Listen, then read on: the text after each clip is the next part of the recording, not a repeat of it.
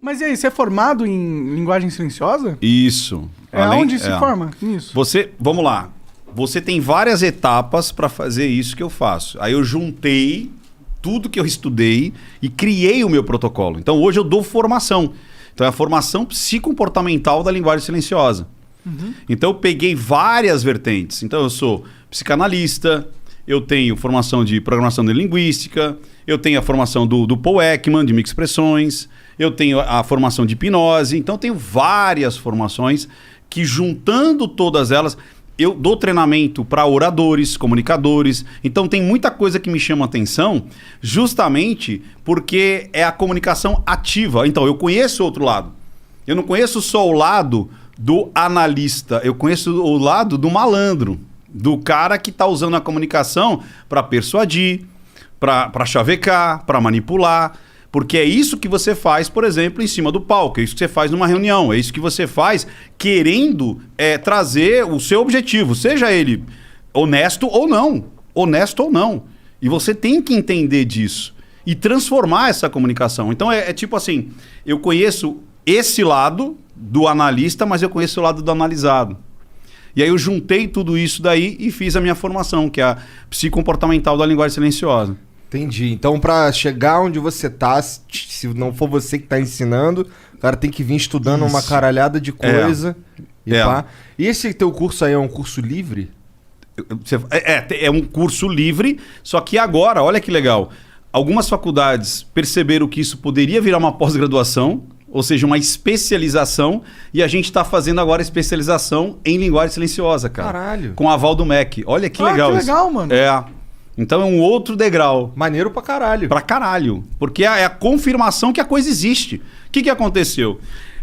A experimentação trouxe isso. Então eu tinha lá como clientes médicos, advogados, psiquiatras, psicopedagogos, psicólogos. Pessoas tentando aprender, é isso? Usar no dia a dia. Tá. E eu tenho lá muitos casos de, por exemplo, anamnese.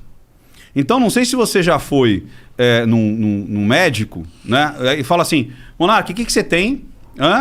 Tá tomando remédio? Legal. E como é que tá a sua alimentação? Quer dizer, o cara nem olha pra você. Sim. Já aconteceu isso? Já, mas faz tempo, porque eu não vou no médico. Mas enfim. Enfim, tem gente que não olha pra tua cara, já mete uma receita e vai. Os médicos que começaram a olhar, então a criança está se alimentando bem? Tá sim, doutor. Opa, claro que sim. Não tá. Então eles começaram a aplicar o protocolo Ventura LS, na anamnese, na clínica, cara. Eu tenho vários médicos relatando isso. Então agora a gente está juntando isso também. Aí uma outra novidade, tem uma liga agora de faculdades estudando isso para trazer de forma científica você fazer a anamnese com o protocolo e fazer a anamnese sem o protocolo. Apesar que já tem um estudo, eu participei de um congresso espanhol, foi 2 semanas atrás, né? 2 semanas atrás, e um dos palestrantes, dos quadros ali que apareceram, era uma médica, dizendo exatamente isso. Que os médicos, por si só, perguntaram para eles, olha, como é que está a sua comunicação com os pacientes? 75% disse, sim, os pacientes entendem o que eu digo. Aí perguntaram para os pacientes, como é que está a comunicação entre você e o médico? 25% disseram, eles me entendem. 75% disseram, eles não entendem o que eu falo. É quase que invertido. Quase que invertido, ali, cara. Ou seja, o médico acha que está fazendo a coisa porque ele só está ouvindo e não está olhando, não está prestando atenção na narrativa. Se tem um enrolo ali, tipo, não, veja bem, eu acho que sim, não, claro que sim, vamos lá e tal. Você estava sabendo usar? Tá seguindo a dieta? Opa! Tá indo na academia? Tá indo na academia? Todo dia, doutor. Claro que sim! Aí você fala, não tá, cara. Aí o pessoal, como é que você sabe que eu não tô? Por causa disso. Você começa a perceber. Só que ele não vai indagar. Ele vai botar no relatório. O paciente provavelmente está mentindo, provavelmente não está seguindo a dieta, provavelmente não está tomando remédio, provavelmente... Você entendeu? E aí ele vai usar outros caminhos. Na advocacia, a mesma coisa. Vou aceitar ou não o caso? Porque é uma lenda que advogado aceita qualquer caso. Advogado normalmente quer pegar para ganhar. Se ele pega um caso extremamente que o cara já está mentindo para ele, não está se abrindo para o próprio advogado, como é que eu vou fazer para defender? Me conta tudo, amigão. Aí depois eu me viro lá. Mas não minta pra mim. Né? Não minta pra mim. Não minta pra mim, cara. Eu sou seu advogado. Não, doutor, eu não fiz nada. Imagina, não sei. Como é que eu vou te defender?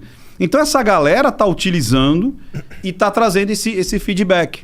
Entendi. Isso é muito legal. Então, comprovadamente, em laboratório, ou seja, no laboratório no sentido de elaborar, né, de fazer a coisa acontecer, tá acontecendo. E eu fico muito feliz. Ou seja, tá saindo...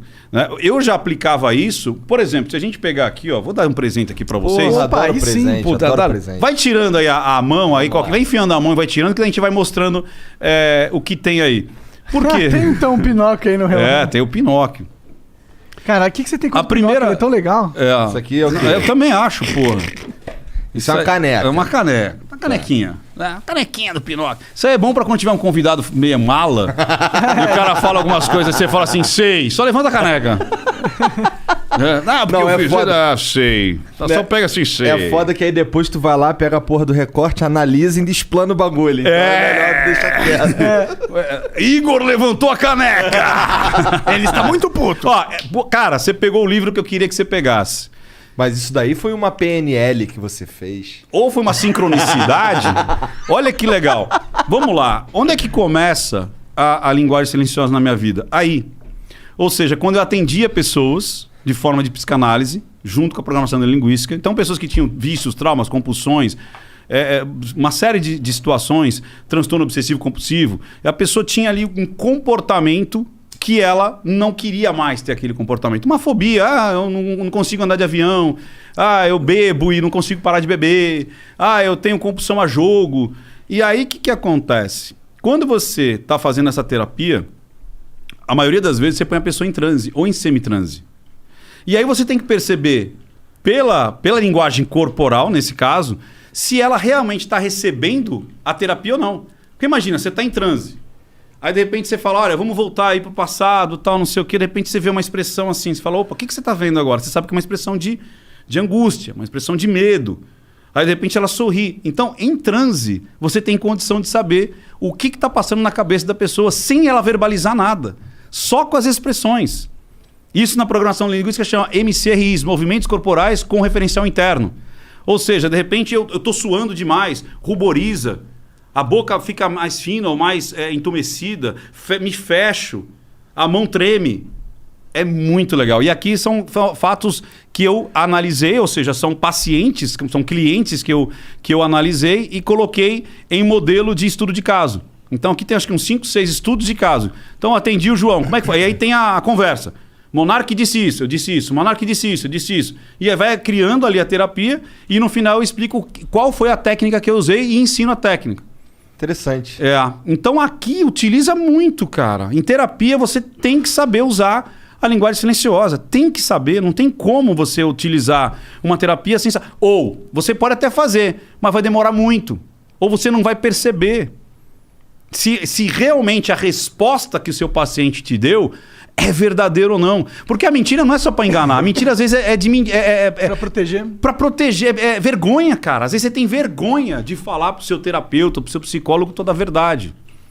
E aí o cara vai esmiuçando e vai percebendo, opa, eu posso... Não é que ele vai virar e falar, você mentiu, peguei você mentindo. Não, ele vai, Monark, me conta um pouco mais a sua relação, tal. É assim, entendo, mas pode me explicar melhor, explanar melhor? Porque eu senti que de repente ele não tá sendo tão honesto comigo.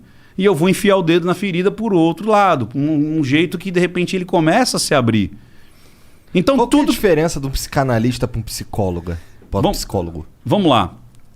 O psicanalista, ele é uma situação assim. O psicólogo, né? Ele é uma formação acadêmica. Tipo assim, você faz faculdade de psicologia. A psicanálise é um curso livre ou você pode fazer uma pós-graduação. Eu fiz uma pós-graduação em psicologia junguiana. Entendeu? Então, Carl Jung. Carl Gustav Jung, que pra mim é um dos caras mais picas que já estudaram a mente humana. Muito mais até do que Freud. Até porque no início, o Freud foi o grande cara que disse, cara, existe algo mais além da morfologia. Né? Porque até antes do Freud, o Freud era um psiquiatra, inclusive. E aí era um médico. Só que médico psiquiatra, lógico, naquele tempo, acreditava que tudo era morfológico, era químico. E resolvia com cocaína. Cocaína, choque, entendeu? Choque. Tava choque. Opa! E aquele martelinho assim na testa aqui, a lobotomia também. Isso é caô, né? Loucura, né? Nossa. Então, você tratava as coisas com um remédio, né? Com uma situação morfológica, uma forma química, biológica. E aí o Freud começou a ver que existia alguma coisa além da morfologia, além das células, que era o inconsciente. Tanto que ele foi ridicularizado. Por quê? Porque alguém falou assim, me prove a base científica. O cara falou, não tem, cara. Mas eu estou vendo o fenômeno. Eu estou vendo uma pessoa lá que não fala, aí eu ponho ela em hipnose e ela começa a falar. Que katsu que é isso? Uma pessoa em histeria, eu vou lá, faço um relaxamento, ela para de ter o sintoma de histeria. Como é que então, se fosse morfológico, se fosse algo químico, físico, biológico, não poderia mudar, porque eu mudo a maneira de eu ver o mundo. O que é a hipnose? É baixar a massa crítica. Tanto é que ele não conseguiu usar muito bem a hipnose e largou. Ele largou mas ele continuou percebendo através de imagens, através de sonhos, então, sonho foi Jung, através da libido. Ele acreditava que a libido era só sexual. O Jung já colocou a libido como a energia psíquica que faz você querer alguma coisa e faz você se movimentar, faz você, eu quero isso. Então ele começou a perceber que existiam, primeiro Freud, que existia o ego, né? Existia o superego, o id, existiam... Ele foi dando nomes àquilo que ele foi descobrindo. Que a gente tem um lado permissivo, né? Que é tipo assim, vai lá, Igor, faz. Não tem uma vozinha que fica, você merece, porra, vai lá. Né? A consciência... Aí vem o outro e fala assim, mas você vai magoar alguém. A pessoa não merece, porque né? Você tem 2 filhas. Esse deve vir bastante. Então, a parte que te dá permissão é aquela parte irracional, é aquela parte mais animal, é aquela parte do desejo. E a parte que te dá razão para não fazer é a social, que também está implícita na sua psique. Porque foi tudo aquilo que você aprendeu durante a sua infância. Sacou? Então a gente tem essa briga do eu quero fazer, porque é a parte animal mais basal, e, eu quero comer, eu quero me alimentar, eu quero fazer sexo, eu quero me dar bem. Eu gostei da camisa dele. Se eu não tivesse massa crítica, eu ia roubar a camisa dele. Que é o que o bicho faz, não é assim? Gostei dessa casa, vou lá e tomo a sua casa. Gostei da sua comida, vou tomar a sua comida. Seu filhote tá apetitoso, vou comer seu filhote. Agora eu vou pegar sua fêmea pra mim. Acabou. Briga, não é isso? Briga lá os leões, agora todas as fêmeas são minhas. Entendeu? E a gente tem isso, cara. A gente tem isso. O que faz a gente não fazer é a parte cultural, é a parte de caráter, é a parte construída, cara. Interessante pra caralho essa porra.